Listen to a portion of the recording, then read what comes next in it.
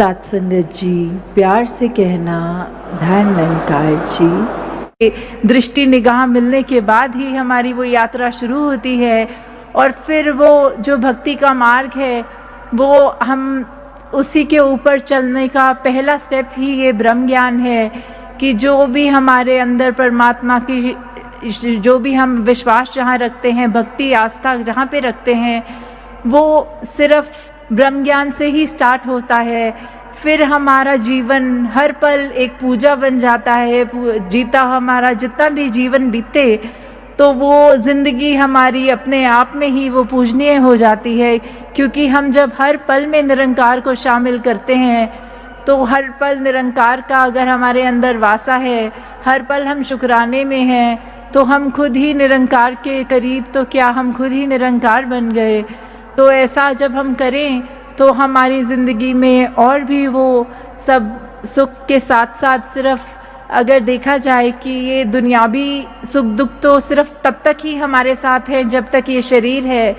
पर हम एक ये ब्लिस की जो बात होती है, ये जो हैप्पीनेस, एक एवरलास्टिंग जो ब्लिस है, आनंद की अवस्था, वो खुशी से भी ऊपर की अवस्था कि खुशी और दुख तो एक पहलू हो गए, पर खुशी से भी ऊपर उठ के जो ये आनंद है, इसको हर समय हमें सहज भाव में जीवन जीते हुए ब्रह्म ज्ञान और ये निरंकार का आसरा लेते हुए जब जीना है तो ही वो सहज अवस्था बनी रहेगी, हमारे अंदर वो दास भावना बनती रहेगी। तो हर पल जहाँ हम अपने जीवन को उस रूप में तो जिए ही जिए, पर साथ में ये भी याद रखें कि हम कोई चीज़ को भी अगर हम कर रहे हैं नियमित रूप से, चाहे वो सिमरन की बात हो, सेवा की, या हम मिशन में देखते हैं कि हमारा फोकस चरणामृत की ओर रहता है, एक दूसरे को पहला निवाला अपनी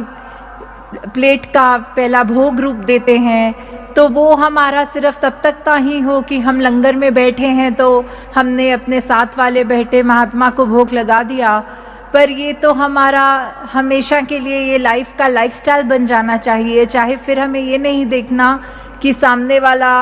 एक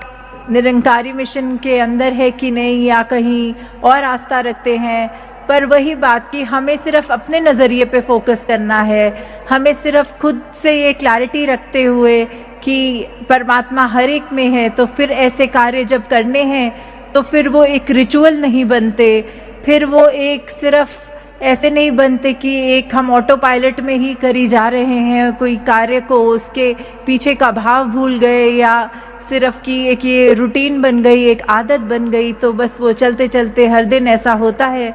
तो वैसा ही होता रहे। तो जब जब हम ये चेतनता अपने अंदर रख के वो एहसास, वो भाव मन में रखेंगे, तभी तक वो सारे कार्य भी हमको उस रूप में हमारे लिए आशीर्वाद बनते रहेंगे। और आज जहाँ ये 90 वर्षों की यात्रा का भी बार बार जिक्र सत्संग में भी सुना, तो अगर सिर्फ ये भी हम देखें कि कैसे बाबा बूटा सिंह जी द्वारा जब ये संत निरंकारी मिशन की उन्होंने जो ये नींव रखी, तो वो समय कैसा होता होगा, इतना वो मुश्किल दौर, वो कितनी डिफ़िकल्टीज़ उस समय रहनी, कोई उस तरह आज तो मॉडर्न डे है, हमें कहीं ट्रैवल भी करना होता है तो इतनी सहूलत होती है, उस समय तो सिर्फ वो पैदल ज़्यादातर या साइकिल का ही रूप होता होगा। कैसे दूर दूर उस समय भी प्रचार करना, जब बहुत ही वो पाबंदियां भी कह लें, या फिर वो दौर इतना मुश्किल कि हर एक के सोच विचार थोड़े अगर अलग होना, वो कष्ट सहते हुए भी उनको ये एक अपने अंदर का ये जज्बा उनका इतना दृढ़, ये डिटर्मिनेशन उनकी कि अगर उन्होंने ये माना कि अगर एक प्यासे को प्यास लगी हो और पानी मिल जाए तो वो खुद भी कितना खुश होता है, वो कितना शुक्र करता है, और वो ये भी चाहता है कि ये पानी जितने भी प्यासे हैं सब तक पहुंचाया जाए। तो उस समय वो इतनी विपरीत भावनाएं जब थी तो भी उन्होंने वो उस का एक मोमेंट को ऐसे देखा कि चाहे वो कष्ट अपने ऊपर लेते थे, फिर भी वो हर एक उस प्यासे के पास ये ब्रह्म ज्ञान रूपी पानी लेकर गए कि वो उस तरह भी हर एक के लिए जीवन सिर्फ उन्होंने यही लगाया कि जहाँ मेरा जीवन संवरा है, जितने भी और संवरा सकें तो सभी तक वो ब्रह्म ज्ञान लेके जाया जा सके। वहीं हम अगर बाबा अवतार सिंह जी की भी बात करते हैं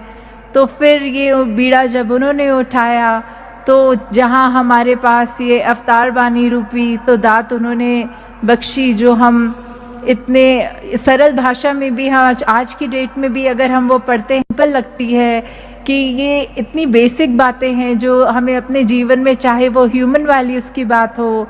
चाहे वो फिर और कोई भी हमारे जीवन का पहलू ऐसे पकड़ लें कि एक एक शब्द जो अवतार बानी का है उसमें ऐसा देखें कि जो हमारे पहलू हैं वो इतने खूबसूरत, इतने रेलेवेंट आज की भी टाइम पे हैं कि हम कैसे ये नहीं कह सकते कि अभी हम अगर वो पढ़ेंगे तो हमें लगेगा एक एक बात हमारे मन की ही उसमें लिखी है। तो जहाँ उनकी इतनी बड़ी एक ये अवतार वाणी की तो दान रहा हमारे जीवन के अंदर, वहीं साथ में फिर उन्होंने एक और भी जो पहलू रखा कि आगे अगर वो माता बुद्धवंती जी के साथ भी अगर वो जीवन का उनका रहा तो उसमें भी एक दासी ये पुस्तक पढ़ रही थी जो बुद्धवंती जी के ऊपर है, तो दासी उसी का एक विचार का हिस्सा है उसमें। तो वो दासी आप सबके चरणों में रखना चाहेगी कि कैसे बुद्धवंती जी के पास जब आए एक महात्मा, एक बहन आई और कहा कि एक हमारा बच्चा थोड़ा सा ठीक नहीं है तो ये चरणामृत रूप मुझे बाबा जी का पिलाना है। तो माता जी ने उनको समझाते हुए जहाँ ये तो समझाया कि आपके घर में तो सभी ब्रह्मज्ञानी हैं, तो सिर्फ ये उसको अंधविश्वास की तरह ना लें कि सिर्फ बाबा जी का ही चरणामृत ठीक कर सकता है। नहीं, ये तो किसी भी शरीर जिसके अंदर ये ब्रह्म ज्ञान का वासा है, किसी भी शरीर का चरणामृत पिला दें तो वो आपके मन के भाव पूरे हो जाएंगे। उसके लिए इतना ये समय वेस्ट करके इतनी दूर भवन तक आने की ज़रूरत नहीं थी। और फिर उन्होंने जो बाबा अवतार सिंह जी के विचार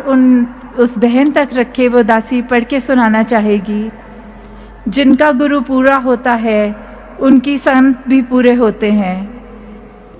इसलिए मैं कहता हूँ कि मेरे पास आने की बजाय अपनी मांगे इन संतों से ही पूरी कर लीजिए। संसारिक पदार्थ चाहें या संसारिक दुख को दूर करना हो तो भी इन संतों के चरण धोकर पिएं, सारे कार्य ठीक हो जाएंगे। तो कैसे उस समय भी चाहे बाबा अवतार सिंह जी खुद सद्गुरु रूप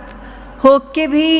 एक ये नहीं दिखाना चाह रहे थे कि वो खुद सद्गुरु हैं तो वो श्रेष्ठ हो गए। उन्होंने पूरी सत्संग के अंदर ये वो जो भाव डाला कि जो संगत है वही प्रधान है, वही महान है।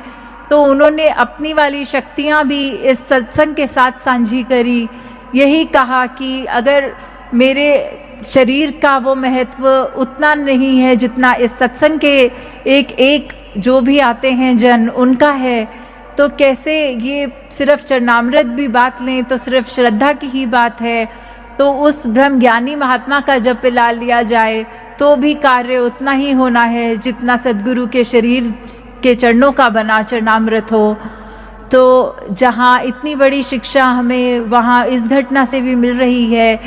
आगे दासी अब समय की पाबंदी के कारण और शब्द नहीं यूज़ करना चाहती, बाकी आने वाले दिनों में भी दासी को बहुत मौका मिलेगा, समय मिलेगा आपके चरणों में अपने मन के भाव रखने के लिए। जो अभी इस टाइम लाइव इंटरनेट पे भी देख रहे हैं या किसी कारण वो नहीं भी देख पाए और उनका मन भी था आने का पर नहीं भी आ पाए, तो दातार सभी पे कृपा करे कि यहाँ से हम जो आए हैं वो तो अपनी झोलियाँ एक एक गुण एक ऐसे जो यहाँ एक एक भक्त के मुँह से आज निकले वो हमारे जीवन में ज़रूर आए। और उनको भी जो ये नहीं कर पाए दातार उन पे भी कृपा करे कि ये सारी जो उनका भी जो रिश्ता है, ये ज़िंदगी है उनकी भी, वो भी निरंकार के एहसास में रह के और अच्छी स्ट्रॉन्ग और ये रिश्ता स्ट्रॉन्ग आगे से आगे मुकम्मल होता जाए। साथ संगत जी, ध्यान निरंकार जी।